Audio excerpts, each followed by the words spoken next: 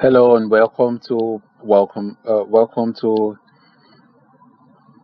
week 4 of the online result-based monitoring and evaluation course delivered by Cloneshouse, Nigeria. So this is the fourth week, which in essence means we have just 1 week.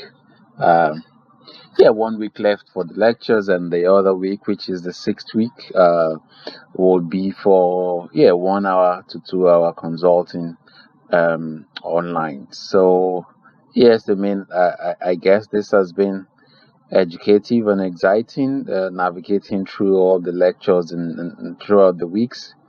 And just to quickly give a recap of what we've been doing since week 1. Week 1 was to introduce us to the result-based monitoring and evaluation, and also look at the differences between traditional monitoring and evaluation, and also result based monitoring and evaluation. In week 1, we were able to yeah discuss theory of change, look at how to develop key indicators for our projects, which led us to week 2, where we dealt with data collection methods, and we introduced ourselves to data types and categories of data, and we looked at quantitative data collection and qualitative data collection, while we ended week 2 looking at sampling and different sampling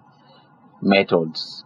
That led us to week 3, where we focused on data analysis, right? So we looked at planning, how you plan your instruments for proper data analysis, and we looked at using um, quick data analysis tools for analysis, and we had a demonstration using the Google form on how you can use it for analysis and clean your data as well. Then uh, we introduced you to the use of MassQDA for qualitative text analysis. You should check out that tool.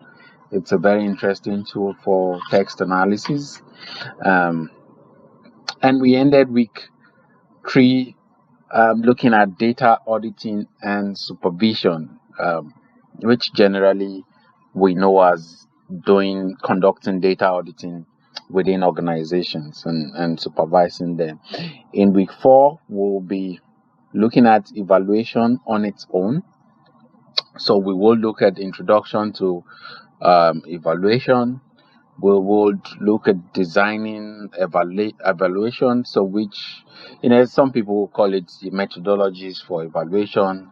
And Unit 3 will focus on different phases of evaluation, which will look at what happens during evaluation, from beginning to the end. Then lastly, uh, for this week, we will look at writing evaluation reports, and communicating, which means communicating the reports, your findings from the field, from all you've collected, how to properly report it. So that's what we'll be looking at in week 4. Just to quickly summarize again, is that yes, from week 1, is that one, you have a case study you've been working on since week 1, and you were able to create a theory of change, or develop or design a theory of change for that case study. Then you developed key indicators for the case study as well. We took you to week 2, whereby you were able to decide on the data collection methods you're going to use um, when monitoring, or when you're going to evaluate that particular project.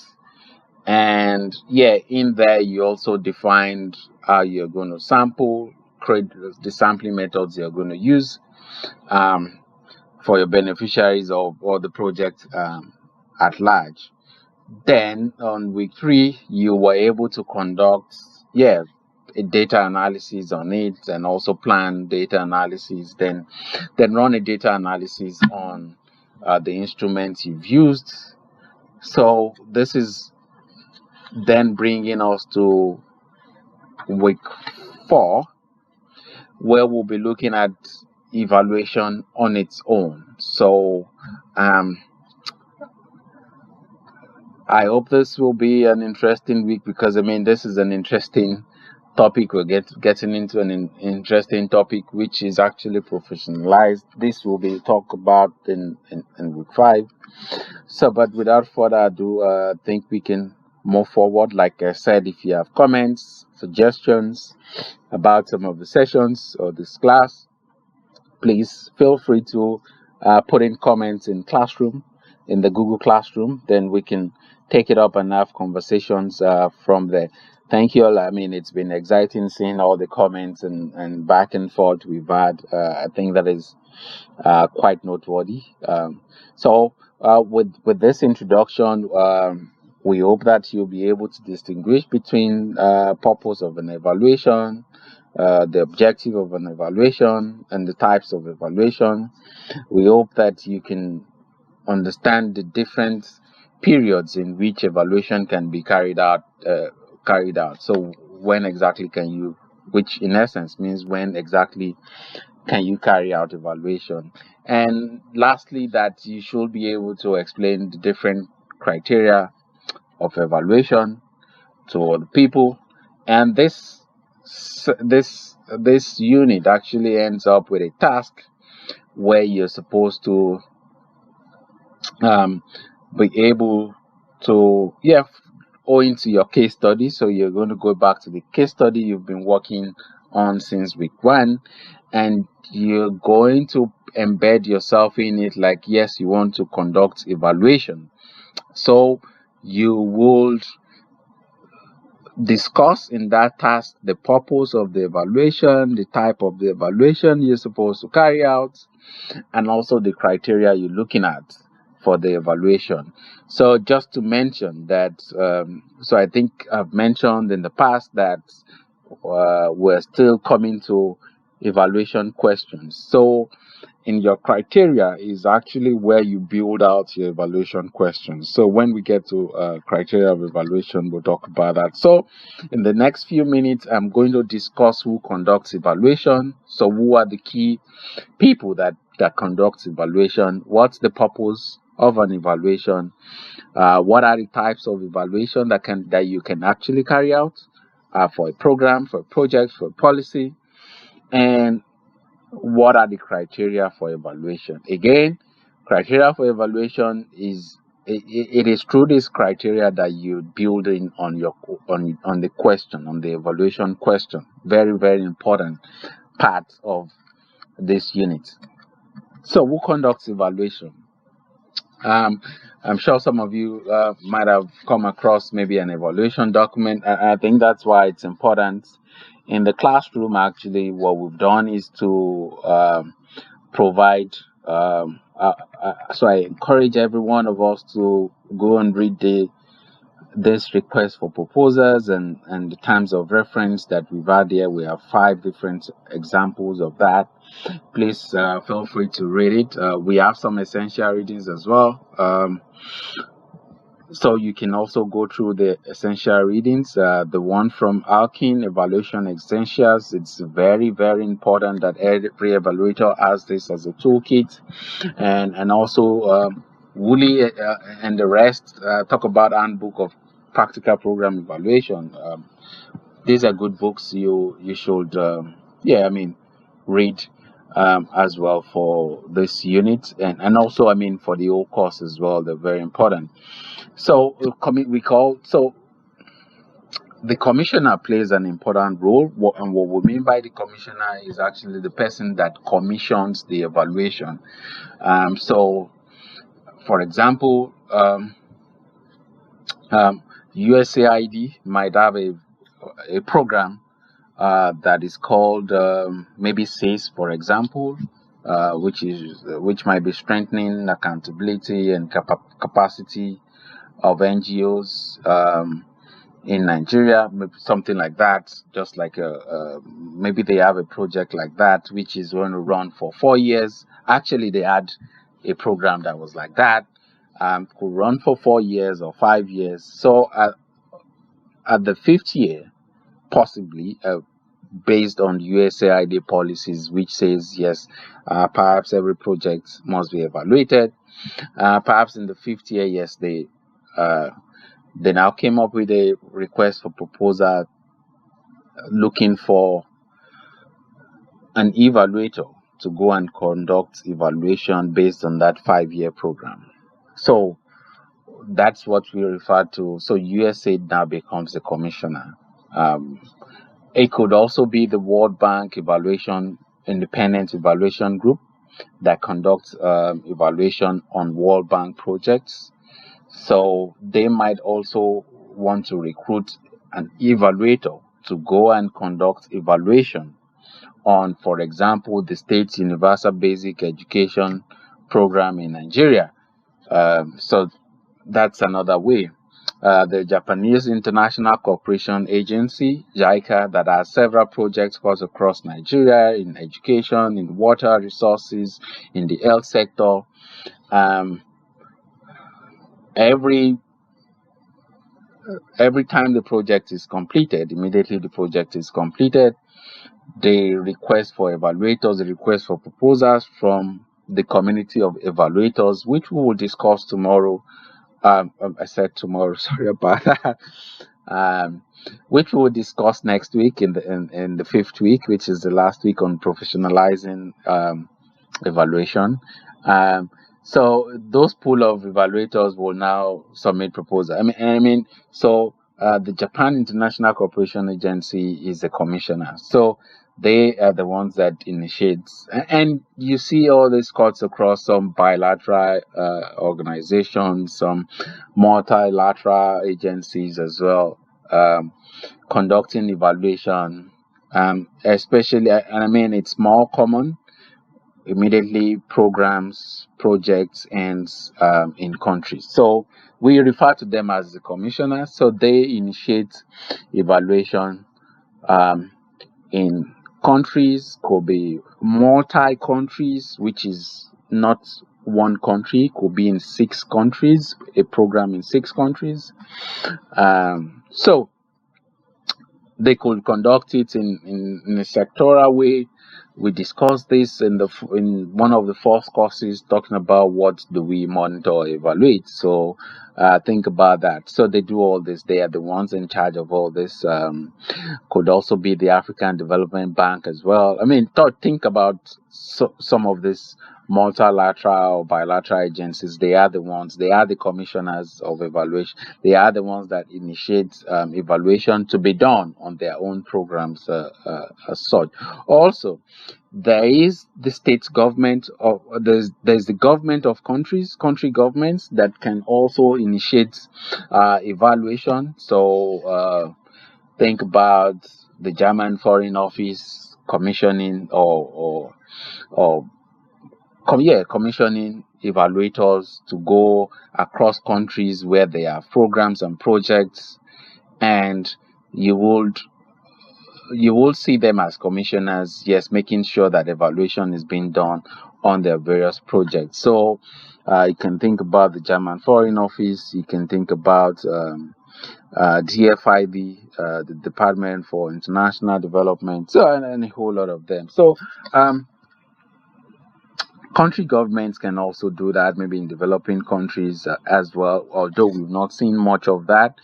But I mean, that's one initiative we've been advocating for in country governments to take up the baton of commissioning and evaluations for their programs, for their projects. I mean, so this gives much insight into what they put in their money for, because so what I just explained earlier on, although in the fifth week we'll be talking about development cooperation, is projects and programs that are commissioned by other development partners or multilateral and bilateral agencies, which is a smaller percentage of the money that is being put into public service in countries. What I mean by that is, for example, Ghana might have Ghana, the Ghanaian government in its budget will have much more money to provide public goods and services to its citizens, much more than what, for example, USAID or or or the German Foreign Office will provide for the Ghanaian government. So it could be as less as 5% that these partners are putting in into the country, while the country puts in a whole bunch of it. So why is the Ghanaian government not going ahead to conduct or commission evaluation on its own project? So this is where the shift is. This is where what we're thinking would be should be like, and not only development partners aid. Uh, yeah, I mean commissioning because of their own aid. So yeah, so this leads to the second people that are involved in evaluation. So that's the external evaluator. So they hire the external evaluator to go and conduct the evaluation. We call them external because they are also independent. So if USAID hires an evaluator, the external evaluator is actually independent, totally independent of USAID, which means that yes, the external evaluator is also in a way evaluating USAID and also evaluating how the program was executed in the country. So that's what it means. So they're totally independent of whoever hires them. So you can. So that's the external evaluator. Yes, we have a community of evaluators doing all this. We'll discuss this in the 5th week as well. Young consultants that want to delve into evaluation, so you can understand the community and who is who in that community. So the third key people that are involved, most times could be the internal evaluator. So internal evaluator, so we say that they are part of the program. So you do not necessarily need to hire somebody external. So, but they are part of the program and they evaluate the program internally. So they were part of. It means the evaluator was part of the program implementation in the country the project was implemented, and the person also stands as the internal evaluator. So just like you have internal monitoring and evaluation and external monitoring and evaluation. So it's just the same thing as this. This is rare. For certain reasons which are obvious. You want an external person actually to tell you the truth. Yes, which is what evaluators uphold. So we're not saying the internal evaluator cannot, but to an extent, you might need somebody that is totally independent. And at times, we see a relationship between external evaluators and internal evaluators, which might mean that, yes, a commissioner has recruited an external evaluator, but the external evaluator is now working with somebody in country. So, for example, if it's in country, like the case of Ghana that I mentioned, if the external evaluator is coming from maybe Germany, for example, the program implementation by maybe an agency of the government of Ghana might have an internal someone who is versatile in evaluation in the program. So they might actually work together. Perhaps at least even for information sharing. So that's the triage of the people that are actually involved in evaluation in terms of initiating it. Yes. So these are important people that actually conduct and carry out evaluation. In week 5, we will discuss about the profession itself and how independent consulting is done. So might be something interesting to look at. But I mean, one could discuss about the advantages and disadvantages of these two. Either you have an internal evaluator or you have an external evaluator. One thing about the advantage of an internal evaluator is that, yes, I mean, The essence of evaluation is to create change and also make the recommendations being implemented quickly, right? Um, so it's easier for those recommendations to actually be implemented if you have an internal evaluator, because he already knows those key people that are supposed to implement the recommendation. So he's closer to them. He has been in the program and all that. So um, so that's why internal evaluators are also encouraged as well. It will take time if it's an external evaluator. So and also that external evaluators might not necessarily have good knowledge of what happened in the program, but you are left with documents to read and to read up when you are being engaged. So, but an internal evaluator will definitely understand and know the in and out of the program. So, those are that's a key one. For external evaluators, I mean, in terms of methodology, most times, external evaluators, they are this community of people who understands evaluation, who has actually professionalized it in a way. So we believe that yes, in terms of methodology, they're quite competent, much more than internal evaluators. And I mean, I could give examples. I mean, some of the evaluators, or you call them monitoring and evaluation officer, that works in government departments and agencies.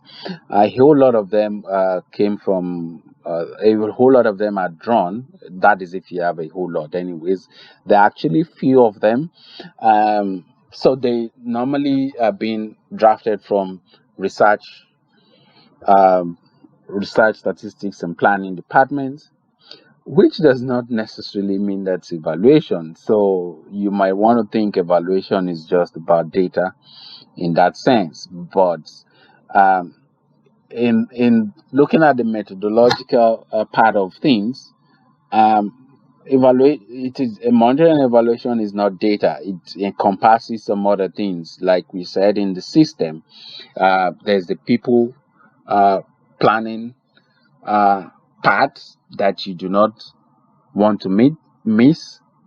Data is just the art of it. And also, you talk about information use. How do we make sure information is being used? So it's not only about data. So most times, internal evaluators are drafted from the planning departments, and they might not necessarily have that methodological background or knowledge about what evaluation is.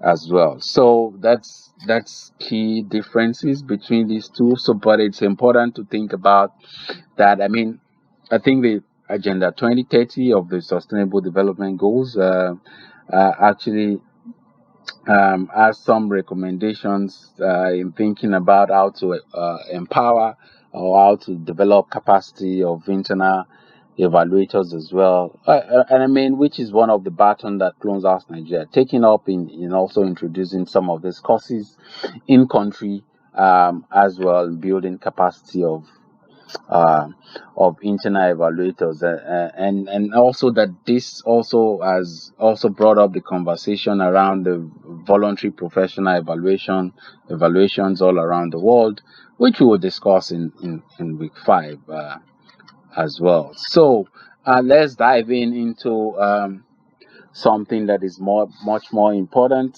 so that you understand that I'm sure perhaps some of us have seen some requests for proposals, which will state that you should state the purpose of your evaluation. And this is also to remind us that the task we are supposed to do actually has this. So you're supposed to let us know the purpose of the evaluation you'll be conducting on your case study. So there are 4 key major purposes that we do evaluation for, and one of them is to gather insight about a particular program, which might necessarily focus on how that program was actually delivered in terms of looking at the activities and the resources that was provided for that particular intervention. So I mean, if you're thinking about a girl learning child program that is providing perhaps maybe libraries in a particular school, then you want to think about the purpose of that evaluation. Might be that yes, you want to learn probably how the computers were useful for for the girls that were involved, and also the pupils, and also to think about, okay, which class would this have been useful for? Is it the grade 6, or is it those? Is it the primary? Is it the second? Is it the SS3, or is it the GSS3? So I mean, you could think about how the target group. So might be an evaluation that wants to look at how the target groups react to maybe the strengthening of the primary health care system. So maybe how the community health based uh, community health workers, how they reacted to an immunization program, might be that. So it could be for just being able to tap into the knowledge about some specific aspect of a program. Think about the chlorine distribution program, which has, I mean, it has yes, the chlorine distribution on its own as an activity, as a radio program, as outreach program. So you might want to think about, okay, let's see um, what happened in the radio program. Did it actually contribute? So we want to look at, yes, radio programming in conducting outreaches like that, or in distributing chlorine, how effective it was. So that could be a purpose for your evaluation. So I mean, you could also think about the um might be an MSME, medium, small, and medium, small, micro, small, and medium enterprise um, projects in certain states, and what you have done is build a toolkit for the SMEs in short, and also that you provide funding for them to start up in terms of loans, and in another way you have provided a mentorship program for them. So you want to actually look at which one works better amongst these three things. Is it the introduction of the toolkit that works better? Is it the mentorship program for the small and medium enterprise? Or is it the loans that you have provided that actually work? So that's what it means. What we mean by getting insights, which is getting more knowledge about how a program was actually designed, and trying to know which of that worked. You could think about the school program, maybe a universal basic education program, has um, which has the school feeding program on its own, which provides lunchbox to children. On the other hand, there is also an intervention that focuses on, for example, let's say the teachers. So there's a teachers development program which provides training for teachers in that community. And there's the third aspect of things, which provided books, libraries for pupils. We now want to think about just getting inside real knowledge from which of these three intervention works better or is more effective for you to achieve improved literacy. So these are some of the examples you could actually think about, um, as well, in yes, what particularly is working, um, in looking at different aspects of a project. Secondly,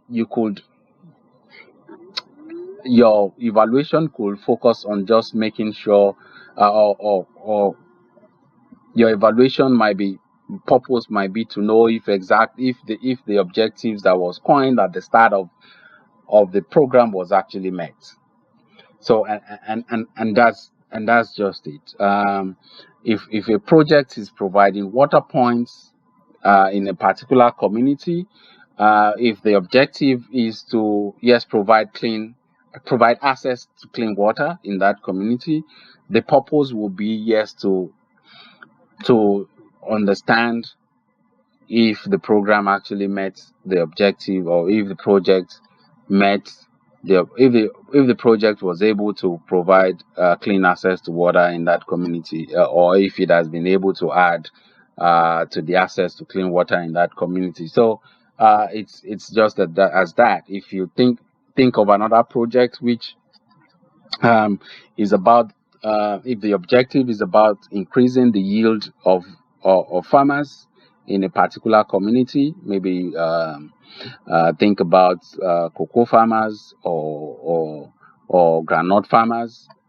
So if the project objective is about increasing the yield of the farmers in that community, the purpose of your evaluation might just be, yes, to establish how all the activities in the project led to providing increased yield in cocoa in that particular community. So that's an example of an evaluation that is purposed to for control. So we say it is for control. A third example is that, yes, it might be for learning. And yes, in learning is to think about, yes, going on with the projects. Most times evaluations that are done for learning might actually be done yearly. So the commissioner commissions an evaluation at even the start of the evaluation.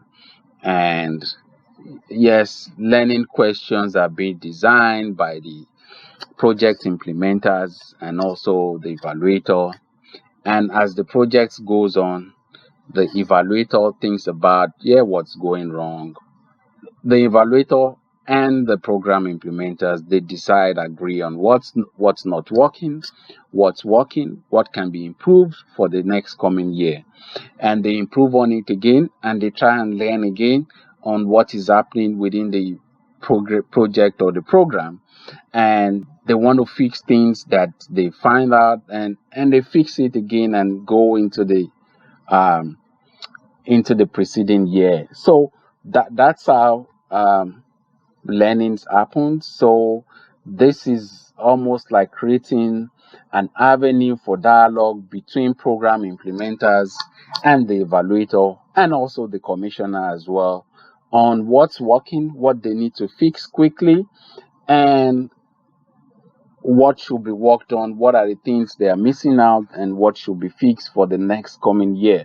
So that could be a purpose for learning. So, for example, let me go back to the MSME, the micro, small, medium enterprise program that could be done.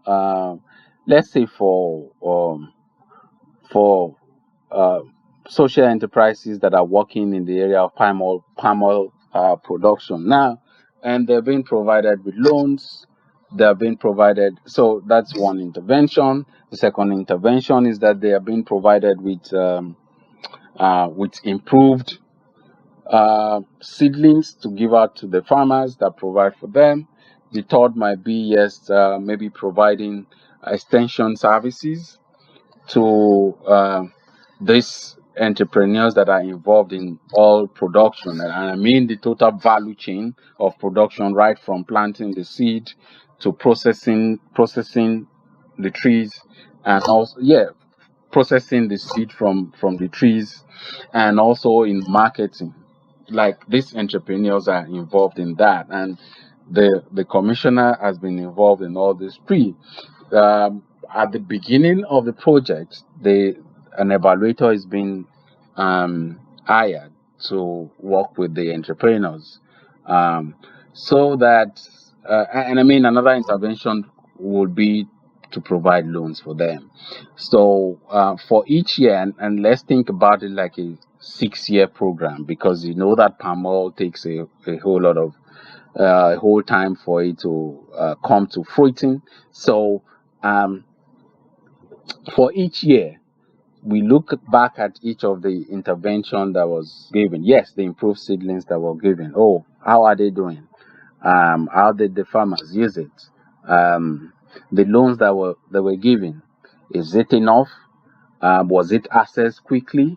Um, what are the SMEs talking about in terms of maybe the toolkits that were provided to guide them on how to plant the seedlings in a way that you can have more seedlings per hectare or more trees per hectare. So, I mean, you could start having this kind of discussion in within 1 year, and you think about gaps that have been identified, and in the following year they fix those gaps or try and fix it, and you try and learn again so it could be in that format. So we say that the purpose of that evaluation is actually for learning. In other ways, it is not actually every time that the commissioner can actually hire an evaluator at the beginning of the program till the end of it.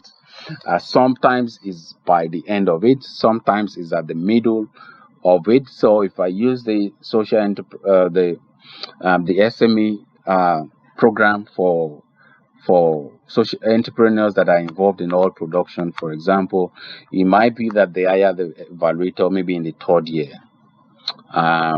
Yes, so it might be they can also hire the evaluator at the 5th year or so. So I mean, these are different dimensions to thinking about the purpose of an evaluation for learning. I mean, this in tandem generates new learning for a particular program as well. So the last one is yes, for legitimacy, which in essence focuses on the impact of a project. Yes, I mean, we have been able to reduce poverty in this community. The amount of income they have is now much more than $1.90 within the scope of a 5-year program, where yes, we provided improved seedlings for their farmers, smallholder farmers. So I mean, or where we introduced a small scale oil plantation in the community. So you could think about trying to look at, so this kind of evaluation looks at yes, what has actually changed after this program that we can communicate. So the purpose is for yes, trying to look at the impact of the particular project. So for example, in the chlorine distribution program, yes, it will be yes, we have been able to reduce the prevalence of diarrhea within small children in Kiribati. That's an example. In the project in Jigawa State, in strengthening the primary health care in Jigawa State, it will be yes, we have been able to reduce maternal mortality in that community. For the girl child learning program, yes, that evaluation will definitely look at how this has contributed to increased literacy among secondary school children in those communities. So, I mean, you could think about it as yes, what really has changed in 6 years or in 7 years, and it's majorly used for legitimacy. That's the purpose is for legitimacy. The people that those that should be concerned about this kind of evaluation could also be government officials, politicians. Might be important for them to think about. So, for example, the parliaments on the policies they do make. It might be cool to look at some of this and say, oh, we've made policy in the last 5 years. Can we look at how this have actually changed our communities? For example, so it could be the UBEC Act, for example, Universal Basic Education Act. Just trying to look at what has changed? Has this act actually made? Has it caused increased literacy amongst children in basic school. You could also think about it as, yes, as some other legal instruments that has been implemented, and trying to look at what changes happen. So these are four important purposes that you can have for your evaluation. One, it could be for insight, that is, yes, being trying to get some knowledge about several interventions that you have, interventions or activities that you have designed for a particular program. Trying to look at, okay, which one works? Is it the provision of computers for school children that worked, or is it the after school sessions that really worked, and why did it work? Who were the people involved? Or is it the lunch pack that we're giving that led to that increase in knowledge? So insights could be one. The second one could be for control, just trying to understand if all the activities of the project led to meeting the objective of the project itself. Could be something, could be a purpose, and also one other purpose um, will be for development, or what we call learning, for learning. So creating new, there are new things we can learn as the project proceeds. And the last one could be for legitimacy, trying to look at the real impact, the long-term impact of a project on its own. So whether there had been reduced maternal mortality, whether to check if the project has actually reduced infant mortality, whether it has reduced poverty, whether it has um, increased household income. So, I mean, you could think about several of these purposes of an evaluation. So, what are the types of evaluation? It's important not to mix some of this. Understand the purpose, understand the types of evaluation. In some literatures, types might be referred to as task of an evaluation. So task, TASK. So it could be the task of an evaluation.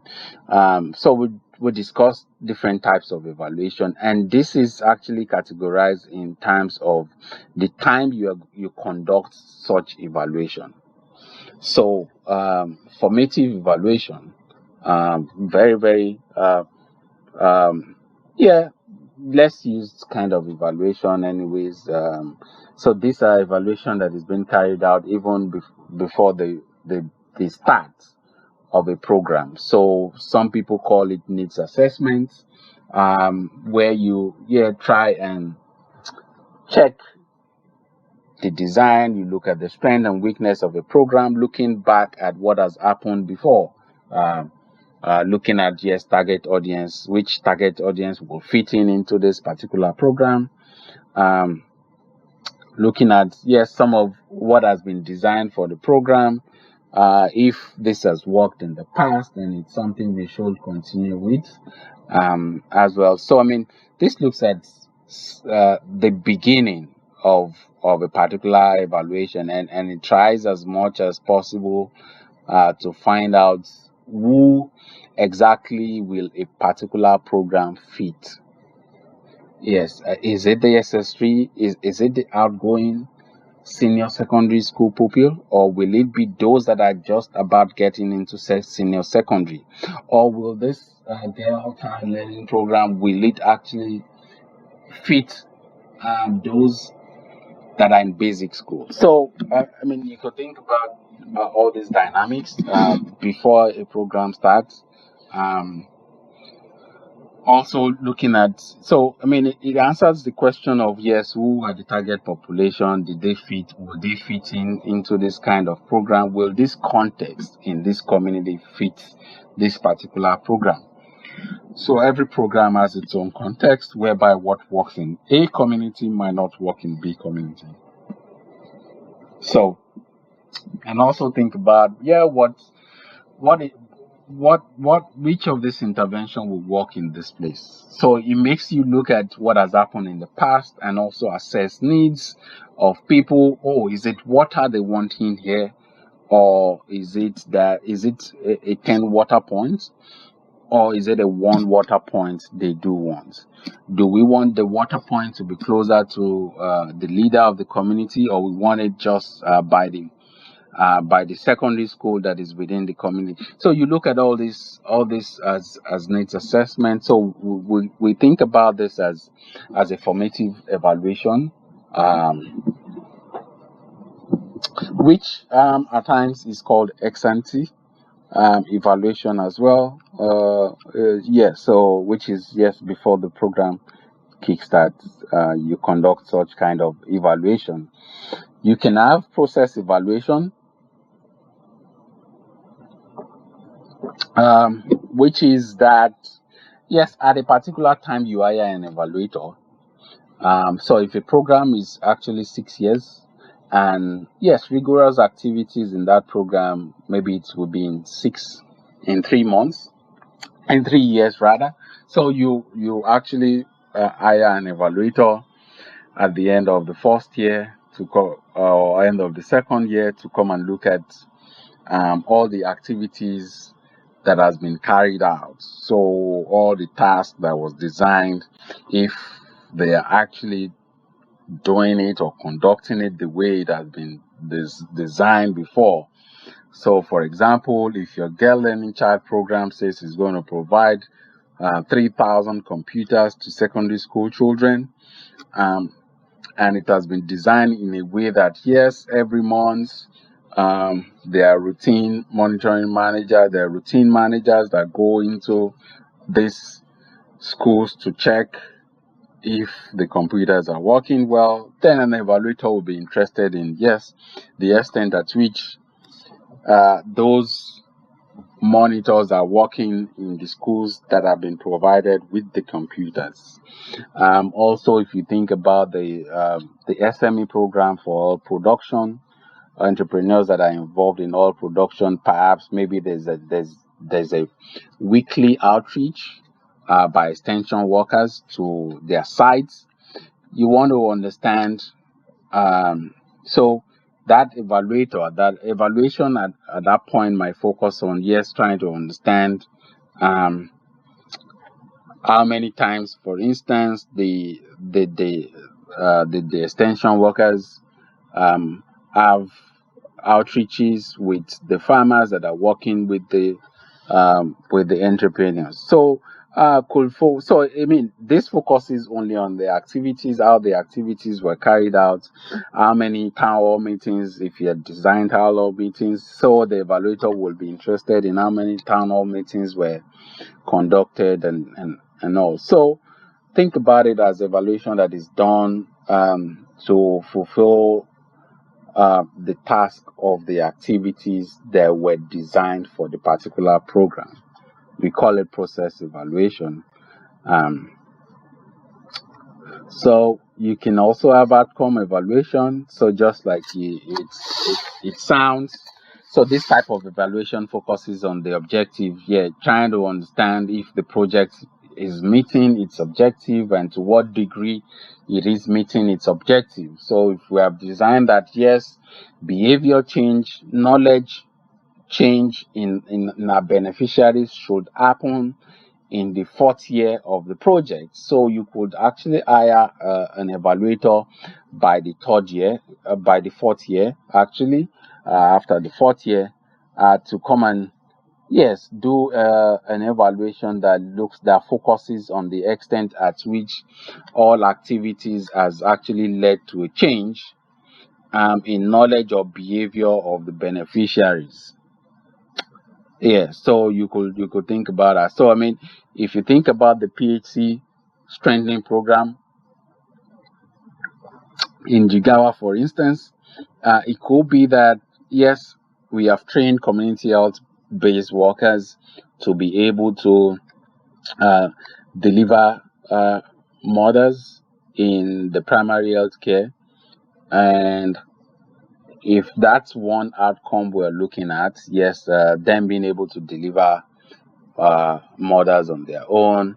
Um, so you could hire an evaluator after 4 years to come and evaluate the community health based workers, and how their delivery looks like, um, after maybe 3 years of the program. So which is an outcome objective. So I mean, this looks at if the intervention is really working, is it achieving the intended objective, like I said before, and also to what degree. So to what extent is the program actually achieving the objective? So, and I mean, in thinking about 1, 2, 3 that I've said, is also for you to start thinking about your evaluation questions, because it's in this actually we build out evaluation questions as well.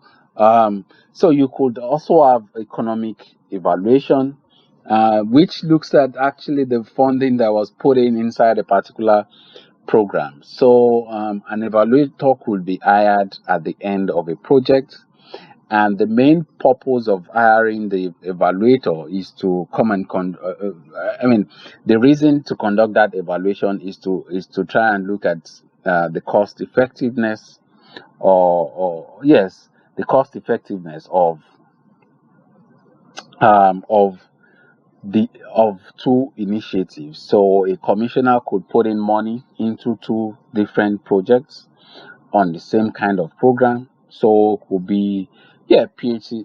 Let's assume the primary healthcare strengthening in two communities, and the commissioner gave an implementer in community A, and also gave another implementer in community B, to go and to have the same kind of activity: outreach to the primary health care, development of toolkits for community-based workers, provision of incentives for community-based workers. So they have the same three interventions, activities. So with this, the evaluator can be able to, yes, to try and look at the effectiveness of the funding that was put into the two community, and this will definitely focus on the outcome, like how much was used in arriving at the outcome. So which in essence means we are trying to look at, yes, which intervention was actually cost effective. Yes, in spending, we were able to achieve this outcome. These people spent less to achieve a outcome. These people they spend more than the other to achieve B outcome. So you can start thinking about that type of evaluation. And also at times it looks at, yes, what if the allocated funding reached the beneficiaries, yes, if they were, so like if loans were provided for the entrepreneurs in all production. We want to know, if the evaluator wants to know if that funding actually reached the entrepreneurs that are working around oil production, and I mean palm oil, not the crude oil now. So but palm oil. So yeah, you could think about that. Also, you could focus on how much was spent on a particular program as well. So you could have impact evaluation. It's another type of evaluation which looks at the long-term effects. Yes, this focuses on what has changed in the long term, in terms of program, in terms of project, in terms of policy. What has our program actually, as our program added to a change in 7 years? If it hadn't, so what are the other things that came up with our program? So this type of evaluation focuses on that, and it tries to answer, yes, if all our efforts, if all we put into a program is causing change actually at a larger population level, if their behaviors have happened within the targets, and what are the effects actually, if there's any of that at all. So these are the types of evaluation you could think about. There are 5 actually of them. The formative evaluation, which is the evaluation that is being done before the program starts, and you have process evaluation, which is being done while activities are going on, just to make sure, yes, the activities are being implemented just as they were designed. And you could also have outcome evaluation. So yeah, I mean, outcome evaluation, that's where you might have heard about outcome investing before, which is just trying to quickly know if there's been changes in behavior and knowledge of the beneficiaries in a particular program, so we can quickly capture that. Um, it could also be, you could also have economic evaluation, which looks at the cost benefit analysis or the cost effectiveness of a program. Um, then you have impact evaluation, which looks at the long-term change in a whole wide population, how that program has caused a whole lot of change in a particular population, and also the effect of it, if there would be one at all. Um, so we've actually discussed, yes, this we've discussed the types of evaluation that you can embark on. And yes, I mean, this is also a question. In the task, you're supposed to also mention what type of evaluation you want to carry out as well. So, but I think what's important is for you to be able to link um, your type of evaluation with the purpose as well.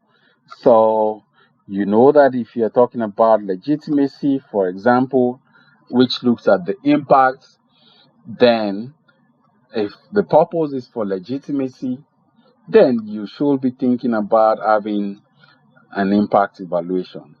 So you would not say, oh, you want to do a formative evaluation, which is the beginning of the project. So just for you to get me, and also that there's this argument about can the purpose of evaluation be all in a particular evaluation? Yeah, I mean, some people do it, and I mean, you could check into the look at the request for proposals that we already shared. That might throw more light into what we're talking about. Some commissioners actually go ahead to have all the purpose listed. But I mean, as a professional in this field, you might not necessarily have all the four. So, but because your methodology or your design would actually determine which purpose you can have. So, I mean, even some commissioners give space for you to make recommendations, even based on their request for proposals as well. So, you could think about that.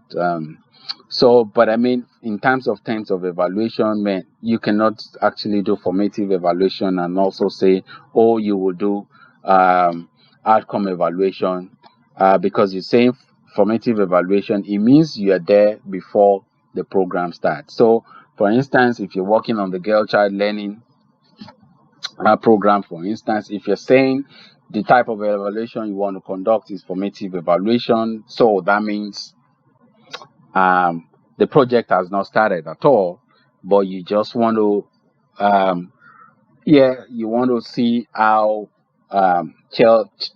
girl child has been learning in that community. What are the strengths? What are the weaknesses? What is the history of girl child in those communities? Has anybody embarked on providing computers for girl child learning? Has there be a library dedicated to girl child in that community?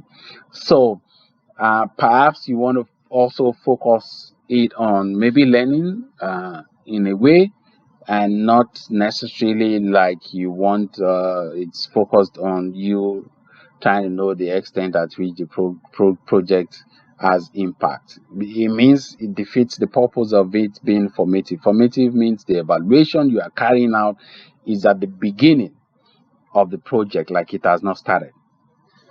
So I hope we are able to connect that. And this also leads to the criteria for evaluation. So recently, the the Organization for Economic Development Committees of the of DAC. I've forgotten what DAC is now. Let me see if I can check. OECDC DAC. So most of the evaluation that is being conducted, I think, is the Development Assistance Committee. Yes, so those are the committee. So they have come up with a criteria that is being used for if you want to evaluate something, a program, then there's a criteria. Criteria is like what your results should point at. Yes, so I also encourage us to read some of the evaluation reports that we also put in the classroom. Those are important. You will see that some of the results are actually tailored to, yes, answering questions related to this criteria. So recently, the OECDC Development Assistance Committee, they had several discussions. It has been ongoing last year, actually, about looking at this criteria that was used. Before, it used to be 5. I think now it's now 6, if I'm correct. Is it? Yeah, it's 6. So now it's 6. So one is, so you have relevance, you have so they just introduced coherence. Yes, the coherence was just introduced. So you have relevance, you have coherence, you have effectiveness, you have efficiency, you have the impact, and you have the last one, which is the sustainability. So you will say that yes, you're conducting evaluation in order to be able to get a B 1, 2, 3, 4, 5, 6.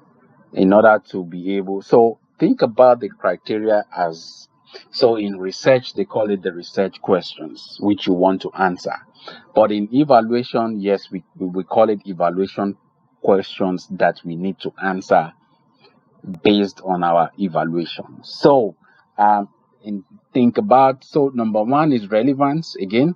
So you want to know how relevant that the program you want to evaluate was. So, and relevancy means if the community actually needs that program. And I mean, this is a huge debate in the development sector.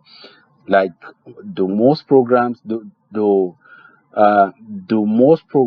take into consideration the priority of a community?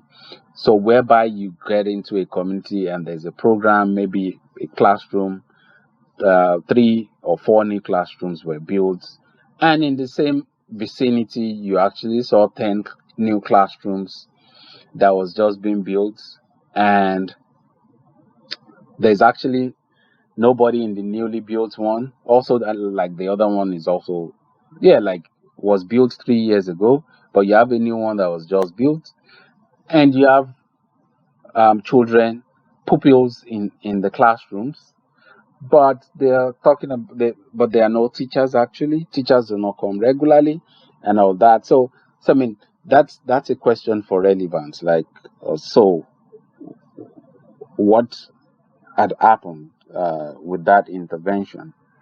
So does the beneficiaries need it? So I mean, so this looks at how much more that program responded to your beneficiaries' needs. So when you have done a proper needs assessment, you can also, an example could also be, a community where, water points were designed and built in that community. And I mean, this is a popular story that you might have heard. But yes, water points were built, new ones within the community. But I mean, when evaluation time came after 5 years or 6 years, found out that the water point the water point has been, nobody used it, but it was damaged. but nobody used it. And so when the evaluator was asking questions during interviews, and yeah, the woman said, well, before now we had well in our community. We had a river just close by that we do not need that water, because what the water has done is that it made us stay at home within a vicinity of our household.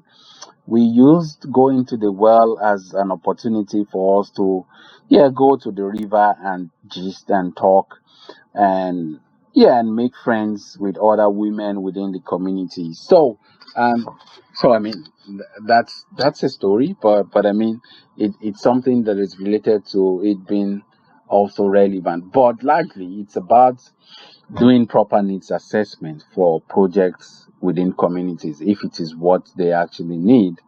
um, yes, I mean, I've been also, or I've also experienced several ones as well, whereby you have um, toilets that are being built in, yeah, toilets that are built in secondary schools that do not have water actually, and you have the flush type toilets, but there's no water. How would they continue to use that? So I mean, those stay for a very longer year, and they kept and was damaged and all that. So which means water should have been first provided in such schools before toilets are now being built. So that's a vivid example of what relevancy is. So you might say your evaluation question is to look at the extent to which the intervention is useful to the community, or the extent at which that community needed it. So that might be a question. We want to know the extent at which the target group needed that intervention. So think about all your projects, case studies that you're working on. Is to think about the target groups. Did they need it? So you want to know the extent at which that particular program is needed by maybe the SMEs in the project that provided seedlings and mentorship for entrepreneurs working around oil production. If it's needed, and also in secondary school where water points was provided, is it a huge need for that secondary school, or they have something much more private? So that's the case for relevancy as well. Like I said, criteria means it is here we draw evaluation question, and I've already drawn one out of it, which is that yes, do the beneficiaries need? So an evaluation question could be to ascertain if the beneficiaries actually needed what was the program that was provided, or the extent at which they needed it, or the extent at which they can adapt to what was provided to them. The second criteria is coherence, and this looks at if a particular program um, is in line with a policy document of a country, of a sector, of a community, of a local council, so that the program can actually fit in. Like it's a need that has been identified by the country, or the local council, or the state, or the district, and it has been put in a policy. So you can now go ahead. So you just want to know if this new program, um, if this new program supports such, or if there's a support for such kind of program. So you want to know if the program you're bringing is in line with the needs of the country, the needs that have been identified in a particular policy in the country. So you could think about, for instance, the water sector policy. If there's a water sector policy that states that 1,000 water points should be provided, or will be provided in the next 5 years. So your own program is that program. You now want to know as an evaluator if that program, if that kind of policy is in existence for the water program you have already developed for that community. So you want to know the extent at which that fits in. It's the extent at which the program is compatible with interventions already going on in the country. An example would be, yes, 10,000 new primary health care has been promised to be built by a new government. And so your own program has now designed that into that and now said, yes, we're going to provide 5,000 out of that 10,000. So that's coherence. That means it's coherent. So, but in evaluation criteria is to know if that actually happened, if there was a need in terms of that for this. So that's what coherence means. Then the effectiveness looks at the extent at which all the activities and all achieve the objectives that it was meant for. So you could see effectiveness is more or less like you looking at an outcome evaluation, right? And it also, in terms of, you could think about it in terms of the purpose when the purpose is for control, right?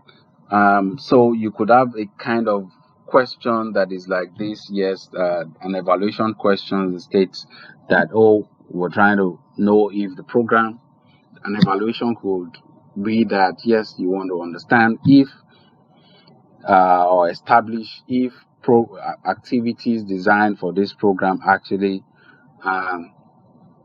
achieve its objectives as well. So could be across groups, could be across tribe, could be across gender. So, but just think about it in that manner.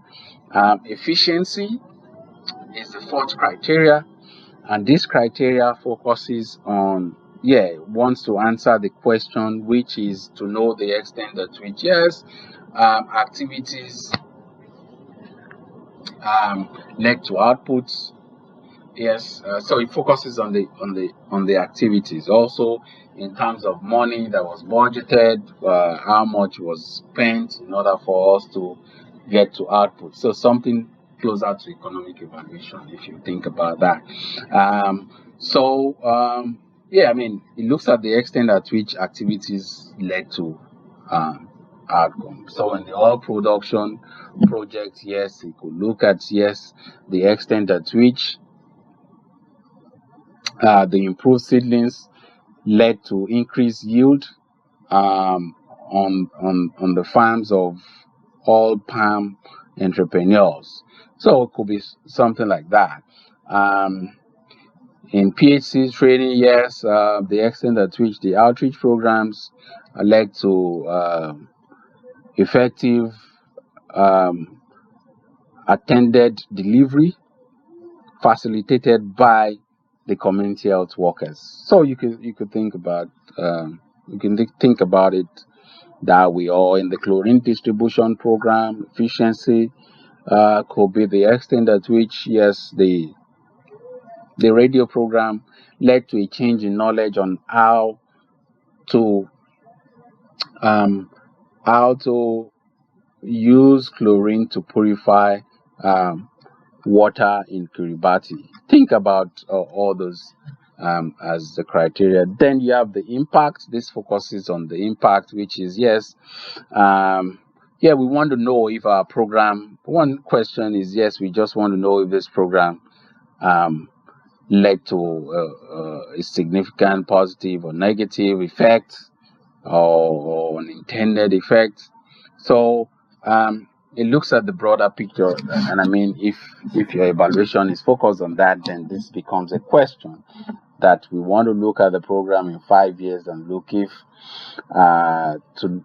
at the extent at which, yes, the program actually had impact on the targeted groups or cost change in whatever way you want to think about it. So that's an evaluation question you can think about.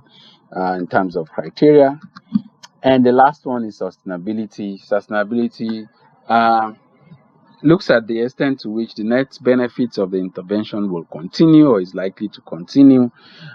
So you might want to be thinking about, so for example, in the improved oil production program for social entrepreneurs, it might be that yes, we want to look at if want to look at the contribution of, so if it has been designed like in a way in which the social entrepreneurs are supposed to contribute at certain points of the program, then we want to look at the extent at which they are actually contributing to the program. That would give us an idea of if that program would actually be sustainable.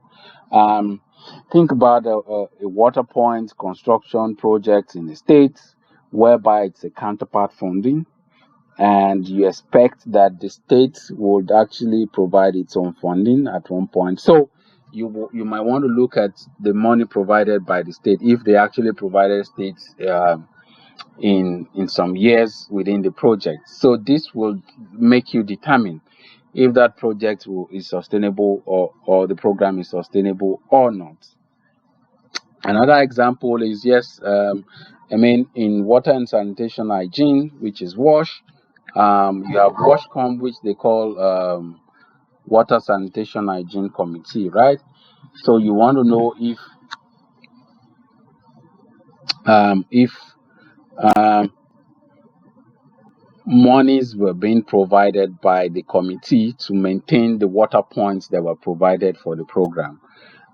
If they are not contributing as much as possible, it might mean that the program is not sustainable. If that's the only way funds come in for maintaining the water points. So also you could think about in the education sector, where you have the school-based monitoring committees, and you want to think about their own contribution their own contribution to monitoring activities in school. It is not only about the finance part of it, it could also be in terms of the institutional capacities. So could be to look at the capacity of the SBMCs, just as I've explained in monitoring the schools. Do they have the capacity by the time this project was coming to a close to continue to monitor and provide insights on basic education in a particular state? So it could be in form of that. It could also be in form of their policies that would sustain this project, that will make it continue to be in existence. So think about those dimensions. So you want to look at, so one question is to look at the extent at which, yes, these people are contributing to the project, or the extent at which, yes, there's a policy that is supporting the program after it had ended. So these are all criteria these are all sustainability questions you can think about. Like I said, evaluation criteria are actually evaluation questions. I encourage you to look inside we have about 5, 1, 2, 3, 4, 5 terms of reference, or what we call requests for proposals. In it, there are actually evaluation questions. So if you think about having more or getting to know more, then you can switch to that and get more. So yes, and on that note, yes, we would want to be rounding up now. These are some references you could, yes, all these books are actually in the classroom. We already have them uploaded in the classroom, and you can read and continue to read them.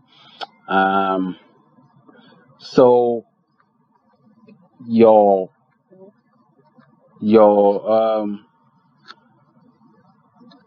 question. So before we leave, so you have a question, a task to fulfill for the session, which is to complete the purpose of the evaluation, the type of evaluation to be carried out, and also the evaluation questions. This evaluation will be focusing on three key things. This is just a copy, and I will quickly demonstrate using the chlorine distribution program, which is case number 5. So you're not supposed to pick this case anymore.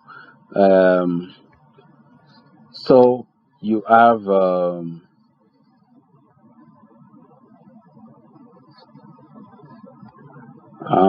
my internet. So I mean, you could think about your introduction. So you're supposed to put in introduction as well. So and that means that introduction. What we mean by this is, and I'm going to mention all that is supposed to be in here. Introduction means you just trying to give an overview of what you have in your case study already. Like, oh, this project is meant for community A to provide 100 seedlings to A, B, and C within the year 2000 and 2005, and it was a 5-year program. So all those little details. Then you now think about the objective of the evaluation. Do not mix objective with the purpose. So for instance, I'm going to use the chlorine distribution program, and one could be, I could have different options. So you could think about the objective of your own, which is why you will conduct the evaluation. Could be to establish if the program adds to reduction in diarrhea in Kiribati. It could also be to understand the efficient ways in which the distributors, don't forget we talked about chlorine distributors, distribution, in which the chlorine have distributed chlorine, the chlorine toolkits. It could also be to establish if there were challenges encountered at the household levels during the program implementation. So I mean, that could be the introduction, the objective, which is also part of the introduction. Then you now come to the purpose of evaluation. Yes, one could just say that yes, this evaluation that we're conducting on the chlorine distribution program would the purpose of this evaluation on the chlorine distribution program will be to understand the how the program activities led to the impact, which is legitimacy, right? And also you could add that and to learn how different activities within the program led to the outcome in the program. So that's a purpose that you have already coined. And in terms of what type of evaluation is to be carried out, yes, you could say ex post evaluation, or you say an impact evaluation, which means yes, the program has ended. Remind yourself the purpose I mentioned for development, right, and for control. So control, I said control for development and for legitimacy. Yeah, since legitimacy is about impact, right? Actually, and also to learn. So, and which in essence is what I mentioned in the type of evaluation. So, is exposed, we want to learn, and also impact. Type of evaluation is an impact evaluation that we're going to conduct. So in terms of evaluation question, you want to, so what we normally do is list out all the criteria, and that's what I normally do. It is not important that you have all the criteria, or you're responding to all the criteria. Yes, you can decide not to have all the criteria. So I mean, what you can quickly do is, so let's say one criteria is relevancy. Then the other one is coherence, right? Then you have effectiveness. Then you have efficiency. Then you have impact. Then you have sustainability. And I mean, depending on the resources in evaluation design, we're going to talk about constraints of evaluation, which might not necessarily allow you to conduct all this. And that is what happens in real life, actually. Here, you want to know if the chlorine distribution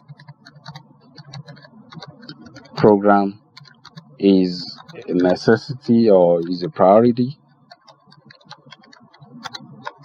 for Kiribati.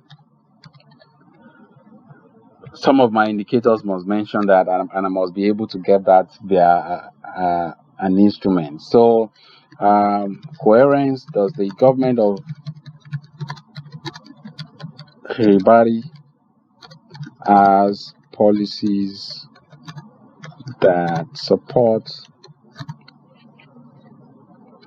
use of chlorine for purifying water? This we can do by just doing by checking. So I'm already talking to you about methodology. Could be document analysis of their policies in the water sector, for example. In terms of effectiveness, we could think about, yes, the extent at which the households now use chlorine to purify water, right? So, and I mean, if you look at when we started, we already have maybe 1 or 2 indicators that are also focused on this as well. So that answers our question in that sense.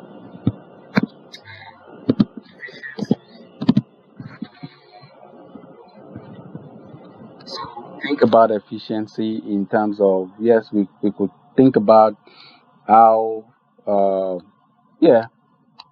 we can think about the amount spent on chlorine distribution per district. These are some of the questions that we need to answer, right? Then, in terms of impact, I mean, you could the extent at which chlorine purification in households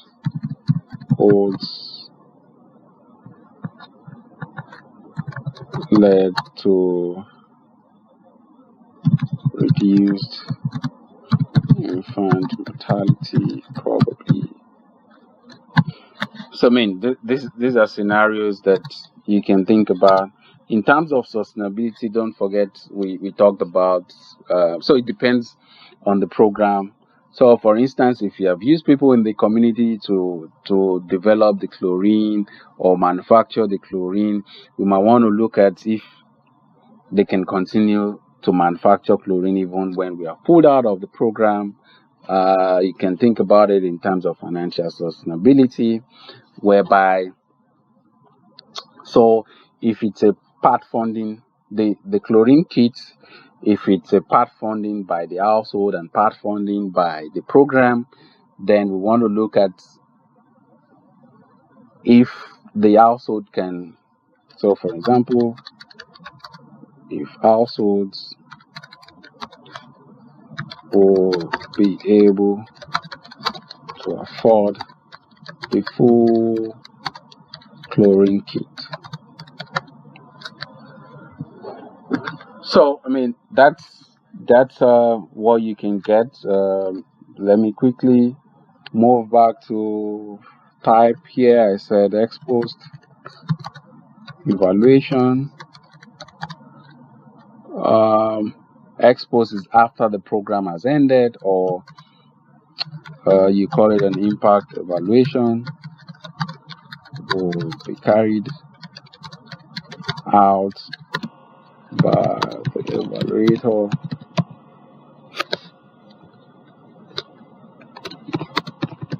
and of maybe 2017 or so. I mean, you would have introduced that maybe the program is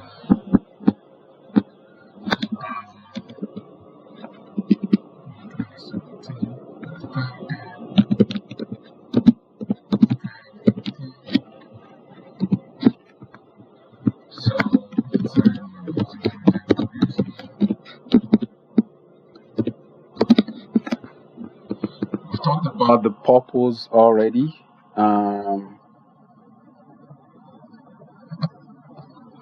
We said it's for development.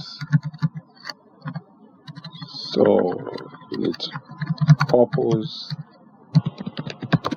of this evaluation is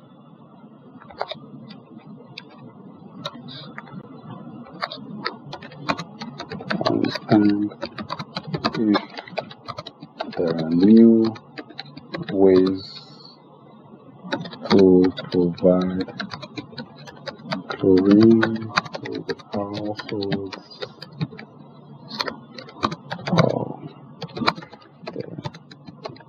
or other innovative ways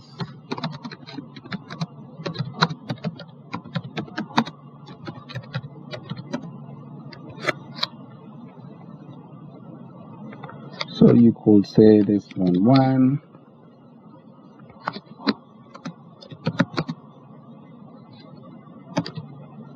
There are other ways other than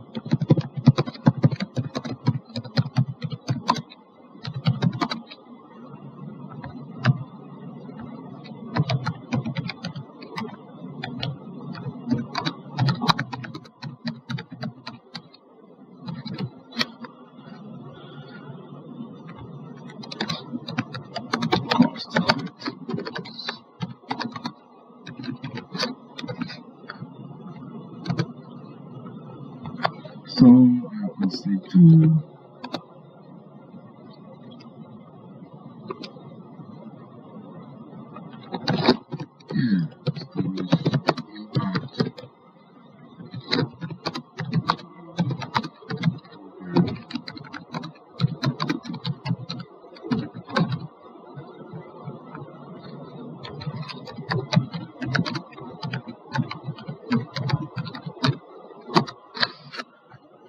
So that's the purpose of writing the type.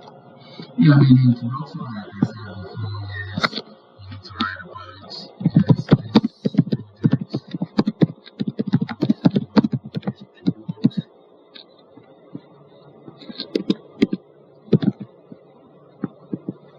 because this is the first things.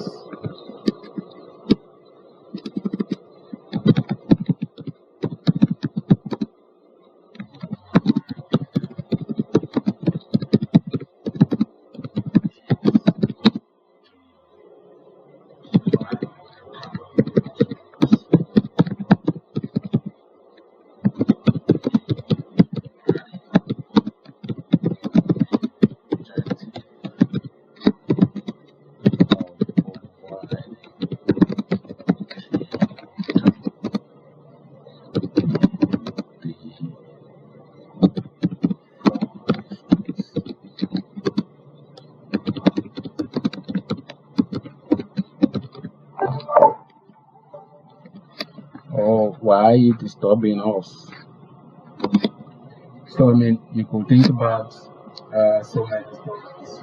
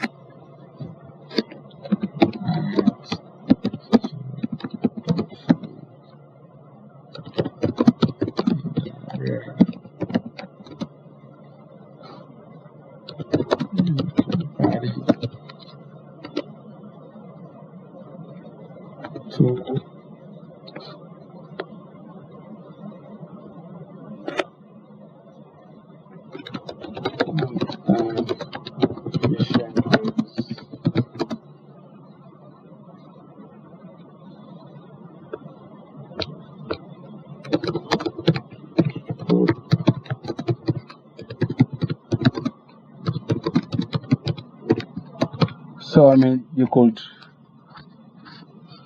go on. Might be.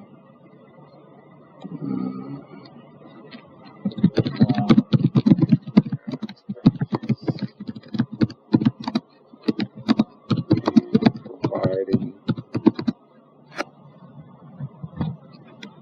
chlorine kit. So boom.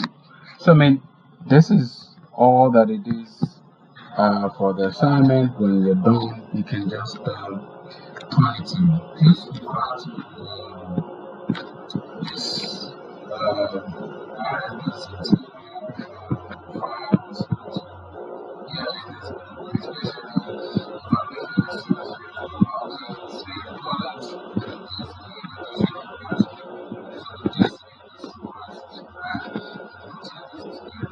So I mean, and with that you turn it in, and that's it. So I mean, on that note, I hope you enjoy this class. If you're watching this, also I mean, if you like to join the class, which is a real classroom where we do hands-on work, you can click on this link or email, especially for group learnings. If you have group of people that are interested in evaluation or wants to know more about it, improve their skills, then you can email here or register straight away here, or put a phone call through. So guys, thank you so much for listening. I wish you all the best in your task. We will see you in the classroom. Bye for now.